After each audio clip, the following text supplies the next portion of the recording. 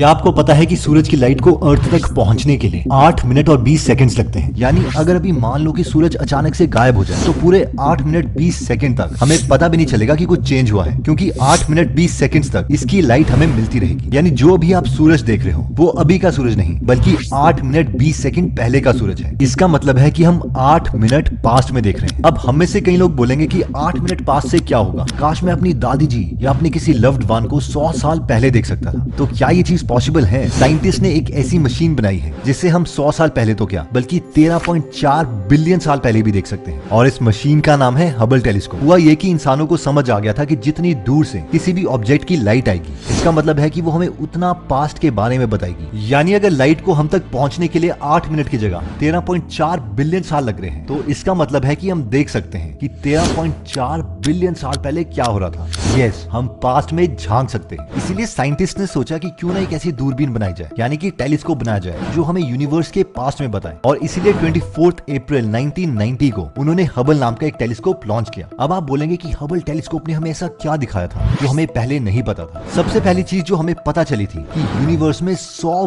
Billion से भी ज्यादा गैलेक्सीज हैं। 1996 में साइंटिस्ट ने हबल टेलीस्कोप के साथ एक अजीब सी चीज करनी चाहिए। उन्होंने स्पेस में हबल को उस डायरेक्शन में घुमाया जहां पर कुछ भी नहीं था, बिल्कुल काला स्पेस। बहुत से बाकी साइंटिस्ट को लगा कि ये तो हबल टेलीस्कोप का टाइम वेस्ट हो रहा है, क्योंकि हबल की एक लाइफ है और इस टाइम में हबल से हम कुछ और चीजें देख सकते हैं, नई डिस्कवरीज कर सकते हैं। बट इस काले स्पेस में जो ह्यूमंस को दिखा उससे सबके होश उड़ गए। उस छोटे से एरिया में ही उन्हें 3000 से ज्यादा गैलेक्सीज मिली। इस इमेज में हर एक छोटा लाइट का स्पॉट भी गैलेक्सी है। उसमें करोड़ों सूरज हैं, करोड़ों सोलर सिस्टम है और अर्थ की तरह करोड़ों प्लैनेट्स हैं। और इस इमेज को नाम दिया गया अल्ट्रा डीप फील्ड। हबल की दूसरी अमेजिंग डिस्कवरी जो मुझे अच्छी लगती है वो है Saturn and it's 3 moons. Hubble ने सैटर्न की बहुत क्लियर इमेज अर्थ में सेंड करी, जिसमें हम उसके 82 में से 3 मून्स देख सकते हैं। नेक्स्ट आता है पिलर्स ऑफ क्रिएशन। 1995 में हबल ने एक ब्यूटीफुल इमेज ली जिसे कहा गया पिलर ऑफ क्रिएशन। इसका ये नाम इसलिए पड़ा क्योंकि इस इमेज में हम गैस और डस्ट देख सकते हैं जिसमें नए स्टार्स यानी सूरज बन रहे हैं। 1995 में space.com ने इस इमेज को हबल की टॉप 10 इमेजेस में से एक बताया।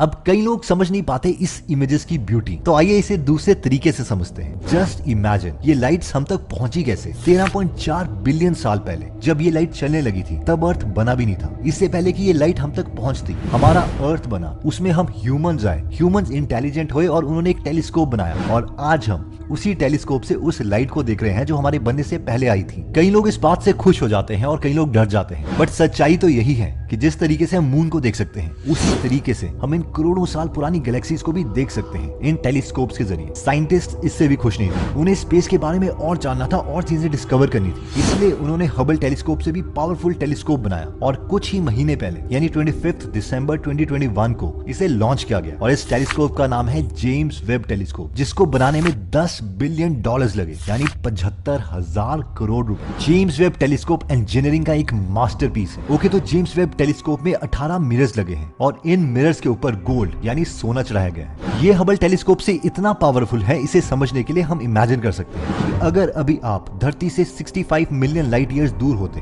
और वहां पर जेम्स वेब टेलीस्कोप से अर्थ को देख रहे होते, तो आपको अभी वहां पर अर्थ पर डायनासोर्स दिख रहे होते, क्योंकि 65 मिलियन साल पहले अर्थ पर डायनासोर्स थे। यानी इतनी डिटेल्ड फोटोग्राफी है जेम्स वेब टेलीस्कोप की। और ये इसीलिए है क्योंकि जेम्स वेब टेलीस्कोप स्पेस में इंफ्रारेड लाइट को डिटेक्ट करता है, जबकि हबल नहीं कर सकता। क्या आपको पता है कि जेम्स वेब टेलीस्कोप का लॉन्च बहुत साल तक पोस्टपोन होता रहा और इसका रीजन है हबल टेलीस्कोप। देखो, एक्चुअली हुआ यह था कि जब हबल टेलीस्कोप स्पेस में लॉन्च किया गया था तो उसके साइंटिस्ट को पता चला कि उसके मिरर में थोड़ी सी खराबी है, इसकी वजह से इमेजेस क्लियर नहीं आ रही थी। साइंटिस्ट की बहुत बेइज्जती हुई, लेकिन फिर उन्होंने एस्ट्रोनॉट्स को दोबारा हबल के पास भेजा और उसकी रिपेयर्स करवाई। लेकिन जेम्स वेब टेलीस्कोप को लॉन्च करने के बाद अगर पता चलता है कि इसमें कोई खराबी है तो उसे रिपेयर नहीं किया जा सकता। इसका सबसे बड़ा रीजन है कि जेम्स वेब हमसे बहुत दूर है, ऑलमोस्ट 1 मिलियन माइल्स, जिसका मतलब है कि जेम्स वेब मून से भी ज्यादा दूर भेजा गया है। दूसरा रीजन इसका लेट लॉन्च करने का है इसकी इनसेन इंजीनियरिंग। क्या आपको पता है कि टेलीस्कोप को काम करने के लिए बहुत ही कम टेम्परेचर की जरूरत है, इसीलिए इसमें 5 टेनिस कोर्ट जितनी बड़ी फॉइल्स लगाई गई हैं ताकि इसके मिरर्स हमेशा कम टेम्परेचर में रहें। जो फॉइल सूरज की साइड रहती है उसका टेम्परेचर 110 डिग्री सेल्सियस है, यानी ऑलमोस्ट इतना गर्म कि पानी 1 सेकंड में वेपर्स में कन्वर्ट हो जाए। और जो 5th फॉइल है जहां पर मेन टेलीस्कोप है वो साइड इतनी ठंडी है कि उसका टेम्परेचर -223 डिग्री सेल्सियस है, यानी इतना ठंडा टेम्परेचर जो अर्थ में किसी भी पॉइंट पर नहीं है। जस्ट इमेजिन, इसका मतलब है कि 5 पतली फॉइल्स ने ऑलमोस्ट 400 डिग्री सेल्सियस टेम्परेचर कम करवा दिया। अब नेक्स्ट प्रॉब्लम जो साइंटिस्ट को सॉल्व करनी थी वो थी कि इतने बड़े मिरर्स और फुटबॉल साइज जितनी फॉइल्स को स्पेस में भेजा कैसे जाए, क्योंकि ये रॉकेट्स में एज इट इज तो नहीं आ सकते। तो इसके लिए हमने ओरिगैमी का यूज किया। यस, वही चीजें जो हम पेपर को फोल्ड करके अलग अलग शेप्स बना के करते थे। तो इस पूरे स्ट्रक्चर को फोल्ड करके एक रॉकेट में डाल के स्पेस तक पहुंचाया गया और फिर इस पूरे स्ट्रक्चर को अनफोल्ड होने के लिए ऑलमोस्ट 90 डेज का टाइम लगा। स्लोली स्लोली एक एक मिरर और एक एक फॉइल अनफोल्ड होती रही।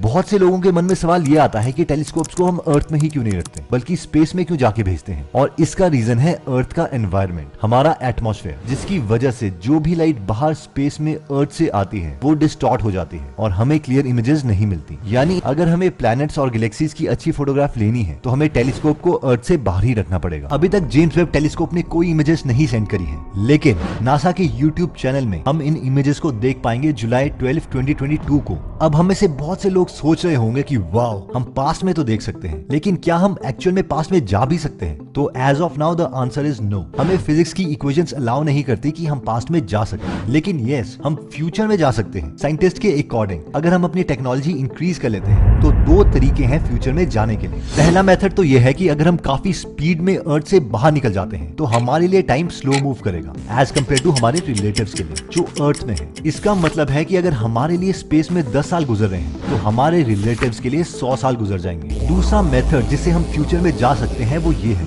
कि हम ब्लैक होल के पास जाएं और उसके पास जाके हम टाइम स्पेंड करें। इससे भी जो हमारे लिए टाइम होगा वो स्लो मूव करेगा, लेकिन हमारे रिश्तेदार जो घर पर हैं उनके लिए टाइम जल्दी मूव करेगा। अगेन वापस अर्थ में आने पर आपकी एज कम होगी जबकि आपके रिश्तेदार बूढ़े हो चुके होंगे। अब आई नो जो साइंस के स्टूडेंट्स नहीं हैं उन्हें लग रहा होगा कि ऐसे थोड़ी ना हो सकता है, बट ये थियरी आइंस्टाइन की इक्वेशन से ही आती है। तो दोस्तों, इस वीडियो में हमने सबसे पहले देखा कि जितनी दूर हमसे कोई चीज होगी उतना ही टाइम उसकी लाइट को हम तक पहुंचने में लगेगा। यानी हम जो अभी सूरज देख रहे हैं वो 8 मिनट पहले का सूरज है। इसके बाद हमने देखा कि कैसे साइंटिस्ट ने इसी कॉन्सेप्ट को यूज करके सोचा कि क्यों ना करोड़ों साल पुरानी लाइट को देखा जाए, जिसके लिए उन्होंने हबल टेलीस्कोप भी बनाया। वैसे तो हबल ने हजारों फोटोग्राफ्स खींची हैं, लेकिन हमने 3 बेस्ट इमेजेस देखी, जिसमें पहली थी कि हबल को एक छोटे से खाली स्पेस में 3000 गैलेक्सीज मिली और हर गैलेक्सी में करोड़ों प्लैनेट्स और करोड़ों सूरज हैं। इसके बाद हमने सैटर्न की क्लियर इमेज देखी जिसमें उसके रिंग्स और 3 क्लियर मून्स भी दिखाई दे रहे हैं। और फिर हमने पिलर्स ऑफ क्रिएशन इमेज देखी जिसमें हमने देखा कि कैसे नए सूरज बनते हैं। इसके बाद हमने recently launched James Webb telescope के बारे में बात की कि कैसे जेम्स वेब इंफ्रारेड लाइट को कैप्चर कर सकता है, जिसकी वजह से वो ऐसे बहुत सी चीजें देख सकता है जो कि हबल टेलीस्कोप भी नहीं देख सकता। दोस्तों, अगर आप साइंस या बाकी सेल्फ इंप्रूवमेंट बुक्स अपने फ्री टाइम में पढ़ना या सुनना चाहते हैं तो आप गीगल एप्लीकेशन डाउनलोड कर सकते हैं, जहां पर हिंदी में फ्री में 180 से ज्यादा बुक समरीज अवेलेबल हैं, जिन्हें आप पढ़ भी सकते हैं और सुन भी सकते हैं। तो अगर आप इस नॉलेजेबल एप्लीकेशन को डाउनलोड करने की अपॉर्चुनिटी मिस नहीं करना चाहते तो इस एप्लीकेशन का लिंक हम डिस्क्रिप्शन और फर्स्ट कमेंट में दे देंगे। एनीवेज दोस्तों, अगर आप ऐसी नॉलेजेबल वीडियोस मिस नहीं करना चाहते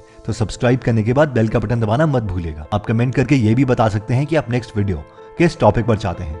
जल्दी हम आपसे दोबारा मिलेंगे। जय हिंद।